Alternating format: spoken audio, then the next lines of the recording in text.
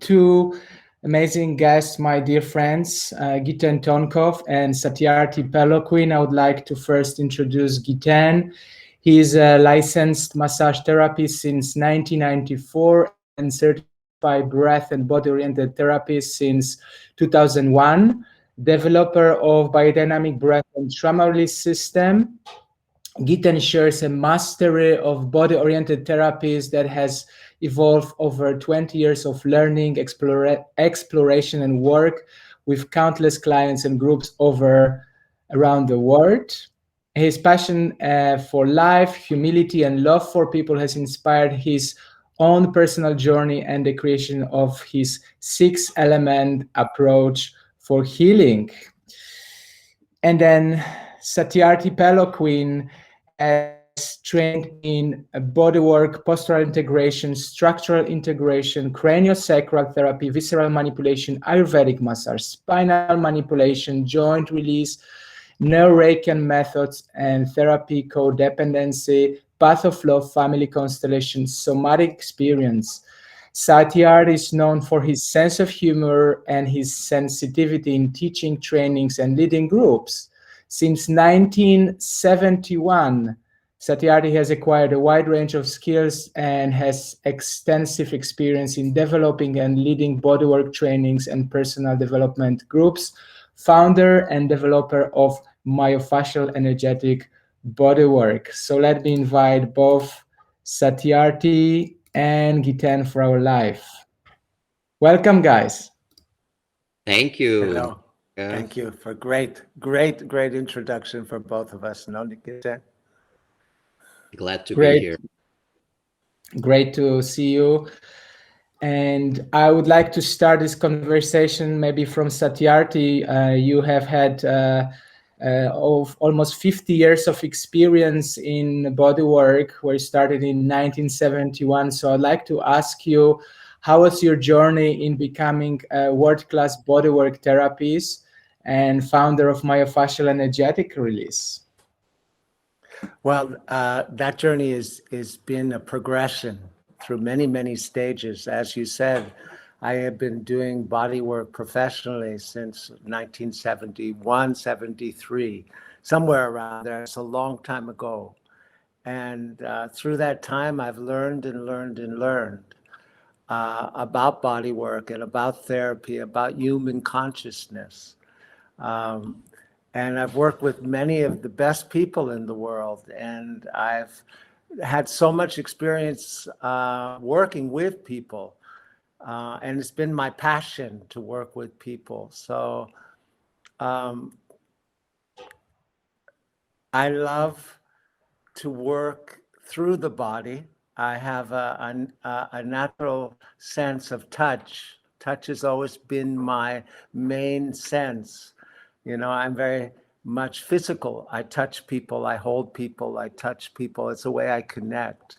And I'm very kinesthetic in that way, emotional and kinesthetic. So I put together something which is very important for this time, I think, which we'll be bringing into the training that we do together, which is working with physical holding patterns or fascial holding patterns that cause physical pain, like low back pain. And low back pain being the most prevalent disease on the planet. 80% of human beings suffer from low back pain at one time in their life. More people get disability from work, meaning that they have to stop work and then they get insurance to get paid in order to survive because of low back pain. So I have a specialty of working with these physical pains, and understanding the underlying cause of the pain is emotional holding patterns or psychological defense. And it's a very unique way of working. And that's what we bring in together, Giten, myself, and you, is we bring in this holistic understanding of how to work with people. In this case, I'm talking about working with physical pain and a pandemic in itself, much bigger pandemic than Corona, which is low back pain, puts more people in suffering and out of work. Yeah, 50% of workers in the world suffer from low back pain within the year. 50%. That's huge. Incredible. And I've created a method over years of practice, and research, and practice and research, which really supports people to come out of low back pain. I've helped many, and many of my students who are also teaching the trainings have helped many, and many of their students have helped many. So there's a paradigm change that us and IBI, myself in this case, we've changed the paradigm and what causes these physical ailments to humanity. Why humanity suffers and rather than expands. And in terms of low back, one of the main wounds that people suffer from is the abandonment wound. Being not nourished enough as children, not met in terms of their touch and connection, met with love and trust, and then they create the wound of separation or abandonment, and that sits in the low back. The low back is fear of abandonment. No wonder it's 2/3 of all the physical pain that human beings suffer from. So I bring out videos here that expose the whole where low back pain comes from. To understand where it comes from is already 50% of the healing. Amazing. And then the work that I'll show you is the other 50%. So I'm very excited about this work that we're doing together. And I love the energetics along with the physical work through the body, the integrative understanding of the body. Thank you, Satyarthi. Such an amazing introduction for your expertise in bodywork. I'm myself your student, so I'm very grateful for your teachings. Giten, dear friend, in the topic of today's life is what are the qualities of world-class holistic practitioner. I met you in 2009 in India, and I always look up at you as a world-class holistic practitioner, a breathworker, massage therapist, and I learned a lot also from you. And I noticed that in Integral Body Institute is a platform that provides learning for students or for practitioners. And I noticed very often comes a question about fear and self-doubt for our students who just finish our trainings and they are feeling not good enough to put themselves out into the world. So my question is, as a practitioner, how do I let go of fear and self-doubt, and how I can develop confidence to put myself out there as a practitioner? I think it's a good question. It applies pretty much all across the board for all modalities, whether it's body-oriented or it's a talk therapy. Fear is one of the biggest blocks that comes in. It comes in the way of actually sharing ourselves. A fear that I'm not good enough, I don't have enough material, I'm not very skilled at the work that I'm doing. But all that it takes to let go of fear is to actually continue to do it. The fear will be there. Myself, I've been sharing body-oriented modalities since 94, not as long as Satyarthi has been, but still a good chunk of time. And even now, I feel the fear comes up. Sometimes I'm in front of the group or I'm about to go in front of the group. I notice that inside of me, there's fear, and it's very human. But just to recognize it as such, it's a human quality that we all have fear, but not to let that fear stop you. For me, what I let that fear do is to show me the way. The fear, it giving me direction. This is all right. This is something great to look at. So to use that fear to keep giving you kind of kick in the butt, go that direction. That is something for you to learn from. And that's how I how I address fear.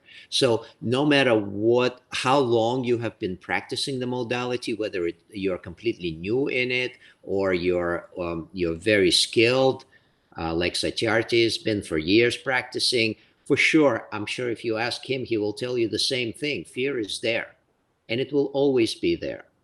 It's not that you can completely get rid of it, but just approach it from the standpoint that it gives us energy to keep moving forward and keep practicing.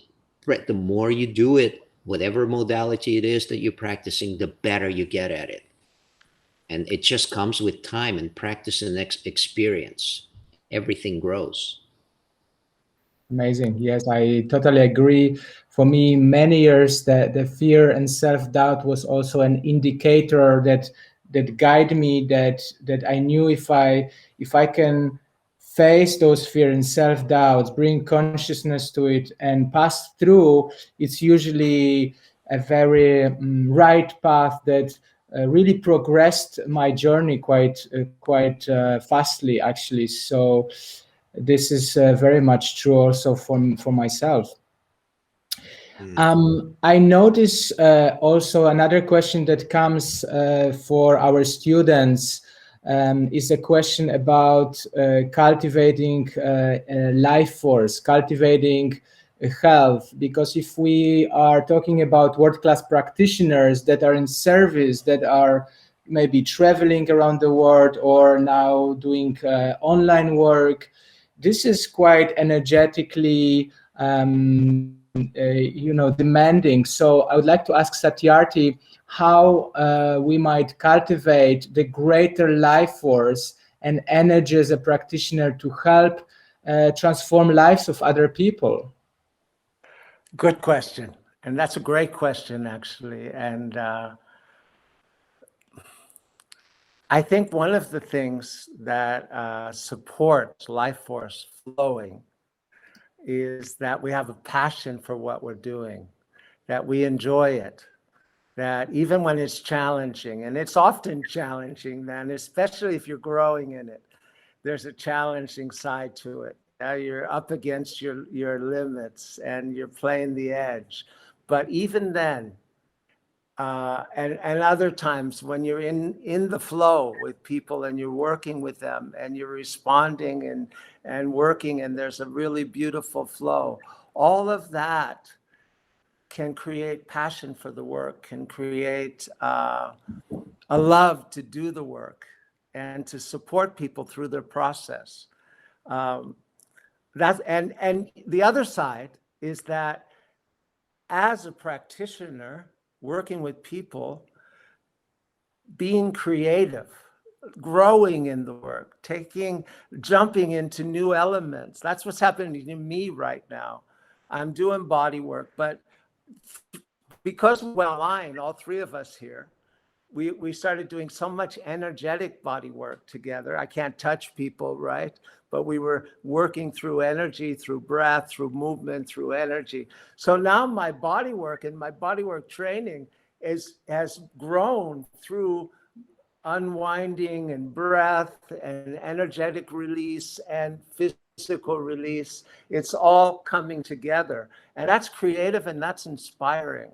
And that gives passion to me as a practitioner. And that brings a lot of life energy. And it brings life energy to the person who's receiving also. Because what you're doing is you're releasing blocks. And those blocks are cutting off life force. And as you release them with whatever method you're using, there's so many different methods, but whatever method you're using, as you release that block to life force, the life energy expands and starts to move and grow, because life energy is in movement. It's constantly moving. Yeah, and in that movement from the core to the extremities, from the extremities to the core, and out and in and out and in. That life energy moving happens when we release the holding patterns that are blocking it. And so to become good at that is very exciting. And to expand into new potential as a practitioner brings life energy. Creativity is life energy. And I think that's what we're doing here at IBI. I feel it with you, Nisarga. I feel it with you, Giten. I feel it with myself. And I feel it as a group. We're expanding each other's creativity. And there's a lot of life force in that. And we want to bring that to everyone that we can share this with.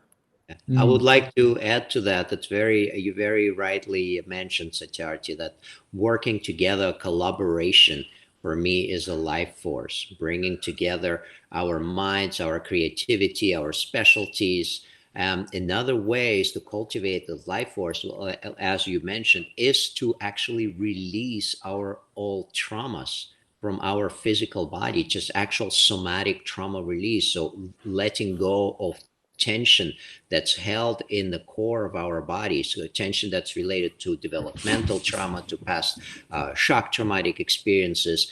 That actually tension takes away from life force. It takes energy to hold that tension in place in our physical bodies. So the moment we release that tension through integrative modalities like biodynamic breathwork and myofascial release and bringing it all together, that energy that went into holding tension is now available for other things, for creativity, for making love, for dancing, for connecting, for learning as well. Yeah, wonderful. I totally agree also with Sati and you, Giten, about passion and creativity.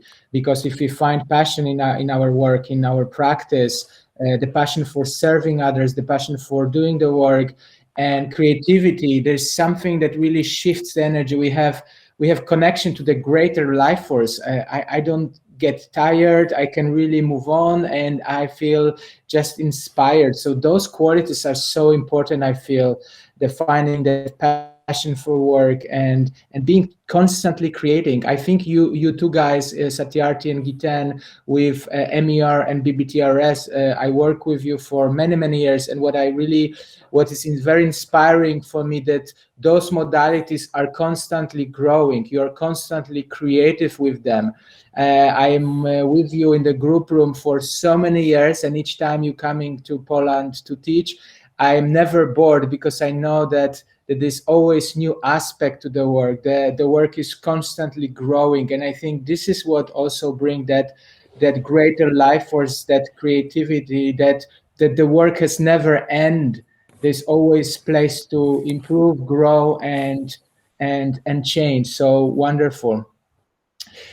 Giten, I know as a part of the faculty of biodynamic breathwork and trauma release system, during COVID, we make a big decision about taking BBTRS online, and it was a very intense project, very creative over many years. So I know you have many great qualities about taking work to the wider world. So I would like to ask you, what would you suggest somebody, or what guidance would you give to a practitioner who would like to really expand with their modality, with their work, to really wider world, and those who are in need for work, especially now in those times of COVID and going into fear and all the anxiety, stress? Yeah, the main advice that I can give is to keep putting yourself out there and acquire some skills, take some classes, acquire some knowledge on actually how to do it, the ins and outs of working online. I think all of us were forced pretty much at the moment's notice to reinvent our work. I felt a very deep desire to continue sharing the work with the world. When the entire world pretty much went into lockdown, at first was this feeling, all right, we're going to take a break for a while. But then it's like, no, the world right now needs this work. People what they're missing a lot is a human touch. It's a human connection. And what we're providing with the work that we're sharing, even bringing together the modalities, like as we're going now into creating this foundational module for Integral Body Institute online, is giving people skills to bring this work online so you can continue to practice and expand your practice, because there's millions of people online right now. Oh, my cat just bumped the picture. Yeah, so we bringing the work into the channel that can reach wider audience. And right now online, everyone is sharing their work online, and there's so much available online. There's so much, so many different courses and classes and gatherings, and it's wonderful because there is a pretty much an endless possibility to keep learning and to keep expanding the skills. So for those of you who are out there and you want to share your work online, or you share your work with the wider audience, or in person whenever that's possible where you live, keep doing it. Keep putting it out there. Keep taking classes. We are about to introduce the foundational module for Integral Body Institute online, which will give you a real foundational information on practically working hands-on with people, bringing the work online with breath work, combination with myofascial energetic release and movement, body-oriented psychology, and many aspects more. So this work is available. Many other possibilities are available. Keep learning. Wonderful, wonderful. Yeah, constant learning, never stop learning. I totally agree. The topic, again, I remind the topic, what are the qualities of world-class holistic practitioner? And I would like to now go to the topic which is very often asked by our students. And it's a topic which is quite sometimes avoiding, and it's a topic about money. So Satyarthi, I want to ask you about how I can create a thriving practice and earn living helping others to transform, because I notice for many people it's such a big topic. They struggle with asking for money for their service. They think like holistic healing or massage, bodywork, breathwork, those are kind of spiritual practices that we don't charge. This is something that is in subconscious collective, not really well perceived. So I notice many practitioners struggle with really set up their pricing and really, be comfortable about ask for their service. So what would you say about it? Well, first of all, that is a very relevant question, because a majority of people who do trainings to work with other people don't actually work with other people as professionals in the end, even though they come in with the intention that they want to. And I've looked into that for years, because I've been training people for years to work with other people. And I've trained thousands of people who do work with other people, and many people who've used the work that I teach as individual sessions, say in rebalancing or myofascial energetic release, that have started trainings and taught their own trainings and are bringing those trainings to other people and have students that are working. So it is working. Yeah, there's enough people that are actually doing the work. And that's why body work, massage, breath work, yoga, all these things have become part of the mainstream. It's no longer this kind of fringe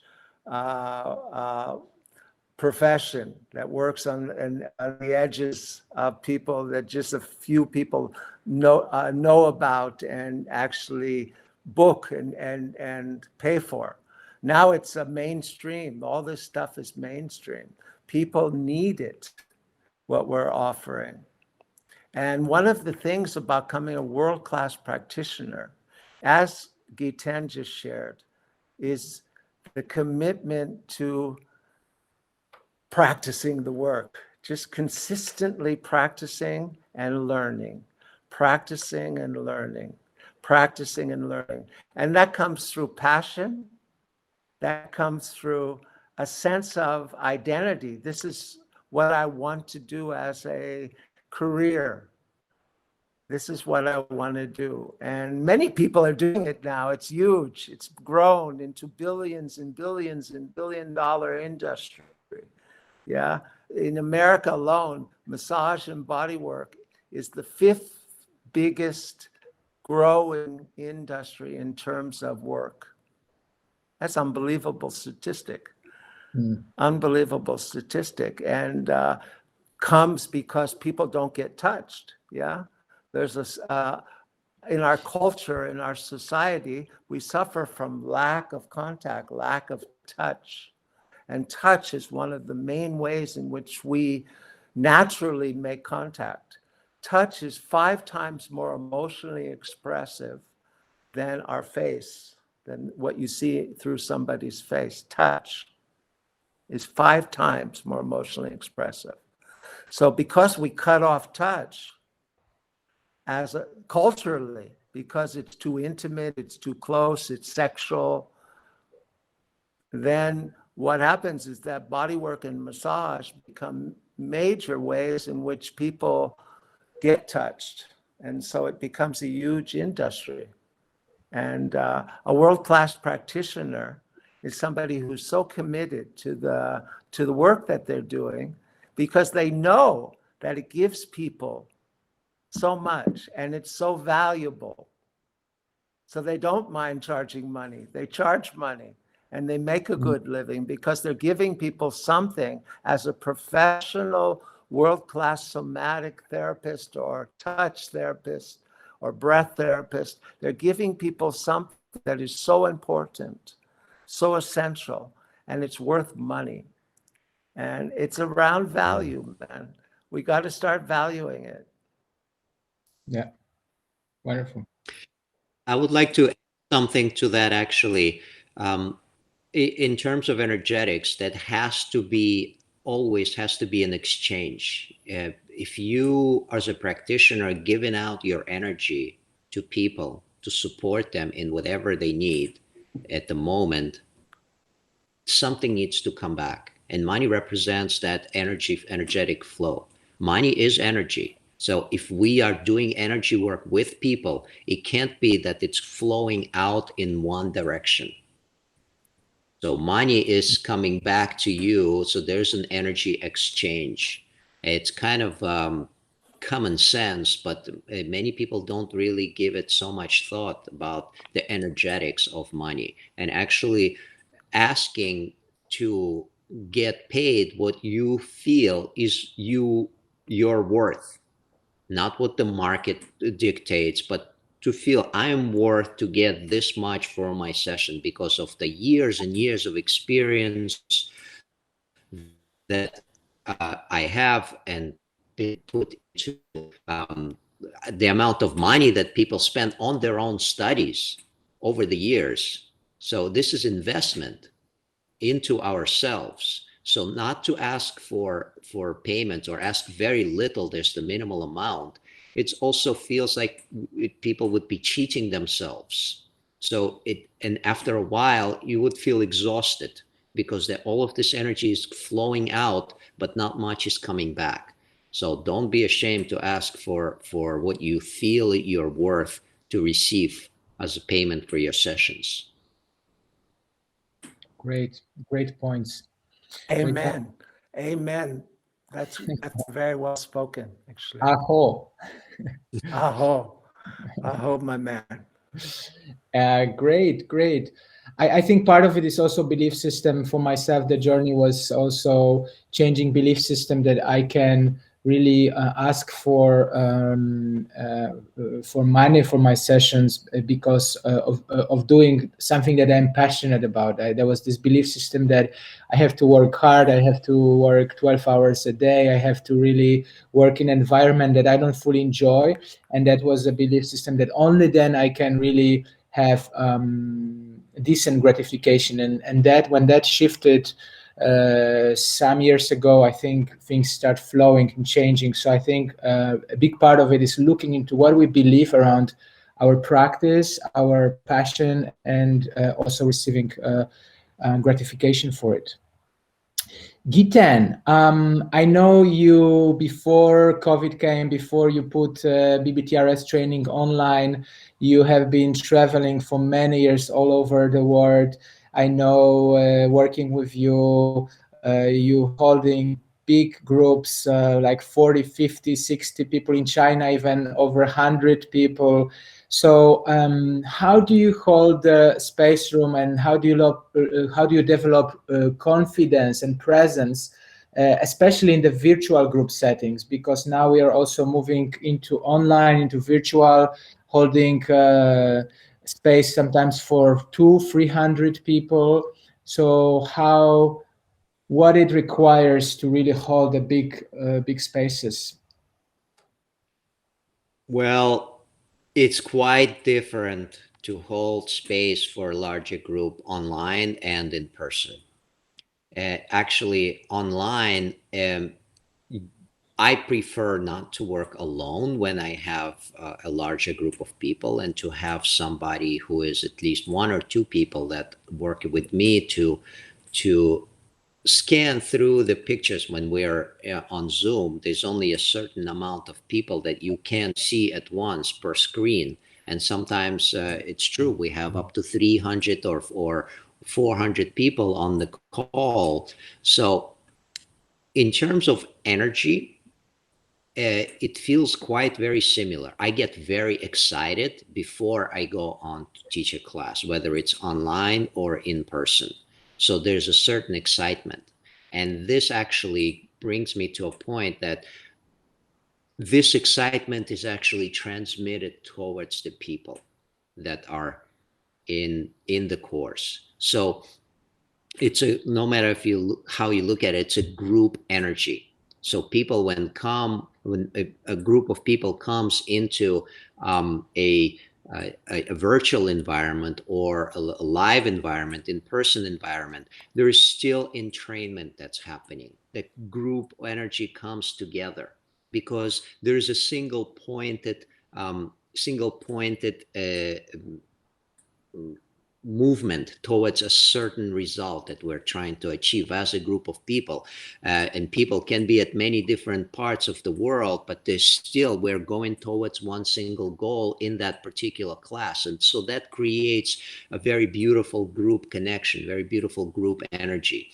So just to hold that space is not that much different than using a resonance in the group, in the group room or online. So I'm tuning into the group space, I'm tuning into the group environment, I'm looking at how people respond to what's happening, to the guidance, whether it's breath and movement, or a combination of both, or resourcing. So I'm constantly scanning the screen to look at the images, and this gives me an opportunity to, it's kind of energy bounces back. I'm putting energy out in this virtual space, people respond, and I watch them respond, and this comes back to me. So there's a play of energy, and it's not that much different from a live group. It's just being with people where we can actually physically touch. That is the major difference. So we can look into each other's eyes. It's pretty much me looking at all the people, and they're looking back at me, but they can't interact with each other so much, only through chat maybe. But even that in itself, it creates a group space, and that for me is beautiful, that people can, without traveling. I'm truly amazed by the technology that we have right now these days. People, without traveling, from many parts of the world, from many different time zones, can log in and be together at the moment's notice. And that for me is incredible. Amazing. Yeah, wonderful. So the next topic that comes to my mind, maybe for Satyarthi, is about how may I stand in my truth and power as practitioner. You know, I also, as a myofascial energetic practitioner that studied with you, Sati, I travel and teach also modality, and I'm assisting you, still learning always. But I noticed that at times, if I teach in Estonia or Turkey, I might have participants who are experienced physiotherapists, for example, or experienced body workers. And I have this feeling sometimes, am I good enough? You know, like, is my knowledge really professional enough, so even those experienced practitioners get some knowledge and experience out of it. So there are times that I question myself, this how I can stand up in my truth and that power as a practitioner usually in the training setups, but even sometimes in the individual sessions. That's a big question. I know that was my question that I put into it. And I think for me, it's one of the, as I shared, and I've been doing this work professionally since 1973. I started learning, I think, in 1971. You know what brings self-worth and confidence to the work, where you feel in the zone, is working on yourself and doing the work, committing to do the work regularly, because I find passion, I find creativity, I find love in the work. And it gives me so much. My work, in terms of working with people through the body and through their energetic body, also an emotional body, is my biggest passion daily. And one of my other biggest passions is working on myself, is finding my own expansion of consciousness, growth, transformation, letting go of old conditioning that keeps me small, keeps me in shame or fear, and expands me into something bigger and more, with more self-worth, with more self-awareness, with more ability to hold energy and charge and to contribute to other people's lives, because that is a commitment that I didn't do. I think life did through me. You know, it started early, and I think that my commitment to help people happened on its own. It wasn't something I decided I wanted to do. It's something that it was decided for me. It was kind of my dharma, if you must. And in that, you know, you're living your purpose, and it gives me meaning to live my purpose. And that's the beauty of working with people and supporting people's growth, is that you're in the growth movement. And in order to do that well, you have to grow. You have to expand your own consciousness, yeah? And that's where a lot of trainings fall short. They teach people method, they teach people body work and understanding and anatomy, they teach people breath techniques and therapy, but they don't work with people consistently through their consciousness to expand their consciousness. Because in the essence of working with people is it's a transmission of consciousness, whether it's through touch, through breath, through voice, or all three together through movement also.